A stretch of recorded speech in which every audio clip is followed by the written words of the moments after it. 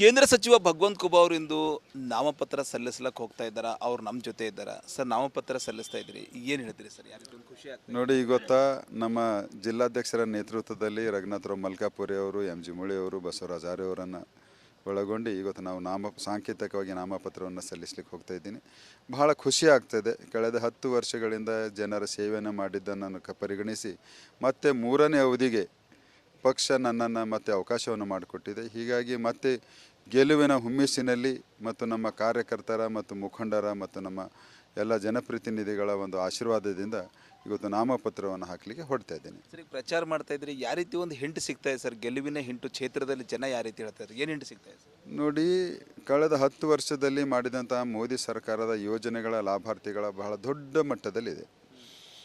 ಹೀಗಾಗಿ ಜನರ ಸ್ವತಃನೇ ಈ ಬಾರಿ ಮತ್ತೊಮ್ಮೆ ನರೇಂದ್ರ ಮೋದಿಯವರನ್ನು ಪ್ರಧಾನಮಂತ್ರಿಯನ್ನಾಗಿ ಮಾಡಬೇಕು ಮತ್ತು ಇಡೀ ದೇಶದಲ್ಲಿ ಅಬ್ ಕಿ ಬಾರ್ 400 ಪಾರ್ ಅನ್ನುವಂಥದ್ದನ್ನು ಜನರ ಕೂಗಾಗಿದೆ.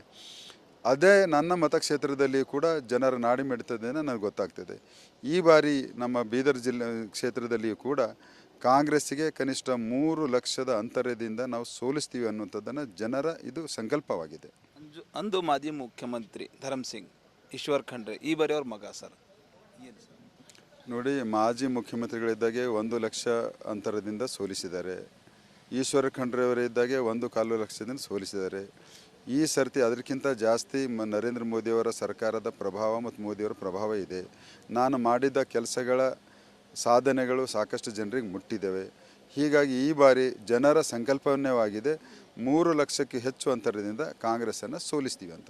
IT ದಾಳಿ ರಾಜಕೀಯ ನಡೀತಾ ಇದೆ ಸರ್. ಎಲ್ಲೋ ಒಂದು ಕಡೆ ಅವರು ನೇರವಾಗಿ ನೀವೇ ಲೆಟರ್ ಬರೆದಿರಿ, ನೀವೇ ಮಾಡಿಸಿರಿ ಅಂತೇಳಿ ಈಶ್ವರ್ ಖಂಡ್ರೆ ಹೇಳ್ತಾ ಇದ್ದಾರೆ.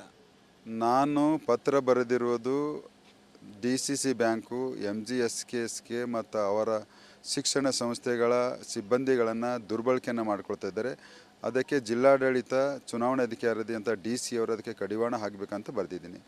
ನಾನು ಯಾವುದೇ ಕಾರಣಕ್ಕೆ ಇಂತಹ IT ರೇಡ್ ಮಾಡಬೇಕು ಅಥವಾ ಅಂತ ಮಾಡಿಲ್ಲ.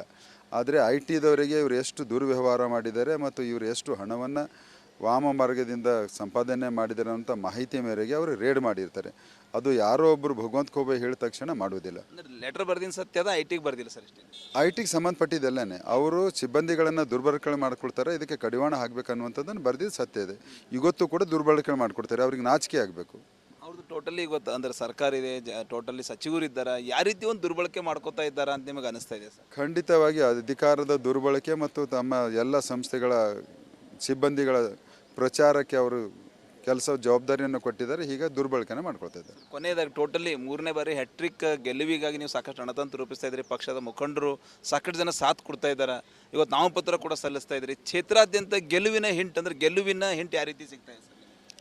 ಕಳೆದ 1 ತಿಂಗಳಿಂದ ನನ್ನ ಅಭ್ಯರ್ಥಿ ಅಂತ ಘೋಷಣೆ ಆದ ಮೇಲೆ ಪ್ರತಿ ವಿಧಾನಸಭಾ ಕ್ಷೇತ್ರದಲ್ಲಿ 4-6 ದಿವಸಗಳ ಪ್ರವಾಸವನ್ನು ಮಾಡಿ ಕಾರ್ಯಕರ್ತರ ಹುಮ್ಮಸ್ಸು, ನಮ್ಮ ಮುಖಂಡರ ಒಗ್ಗಟ್ಟಿನ ಪ್ರದರ್ಶನ ಮತ್ತು ಮತದಾರರ ನಾಡಮಿಡಿತವನ್ನು ಗಮನಿಸಿದಾಗ ಖಂಡಿತವಾಗಿಯೂ ಈ ಬಾರಿ 3 ಲಕ್ಷಕ್ಕೂ ಅಂತರದಿಂದ ಭಾರತೀಯ ಜನತಾ ಪಕ್ಷ ಬೀದರ್ ಕ್ಷೇತ್ರದಲ್ಲಿ ಗೆಲ್ತದೆ. ಸೊ ಇದು ಕೇಂದ್ರ ಸಚಿವ ಭಗವಂತ ಖೂಬಾ ಅವರ ಟೋಟಲಿ ಕ್ಷೇತ್ರದಲ್ಲಿ ನಾವು ಓಡಾಡ್ತಾ ಇದ್ದೀನಿ. ಹೆಟ್ರಿಕ್ ಗೆಲುವು ಈ ಬಾರಿ 3ನೇ ಬಾರಿ ನಾ ಗೆಲ್ತೀನಿ, ಕ್ಷೇತ್ರದಲ್ಲಿ ಏನದಂದ್ರೆ ಗೆಲುವಿನ ಹಿಂಟ್ ನನಗೆ ಸಿಗ್ತಾ ಇದೆ ಅಂತೇಳಿ ಖುದ್ದು ಸಚಿವರು ರಿಪಬ್ಲಿಕ್ ಜೊತೆ ಮಾತನಾಡೋದನ್ನ ಅಭಿಪ್ರಾಯವನ್ನು ವ್ಯಕ್ತಪಡಿಸಿದ್ದಾರೆ ಅಂತ ಹೇಳ್ಬೋದು. ಕ್ಯಾಮ್ರಾ ಪರ್ಸನ್ ಭರತ್ ಜೊತೆ ನಾನು ಮಲ್ಲಿಕಾರ್ಜುನ್ ಮರ್ಕಲ, ರಿಪಬ್ಲಿಕ್ ಕನ್ನಡ, ಬೀದರ್.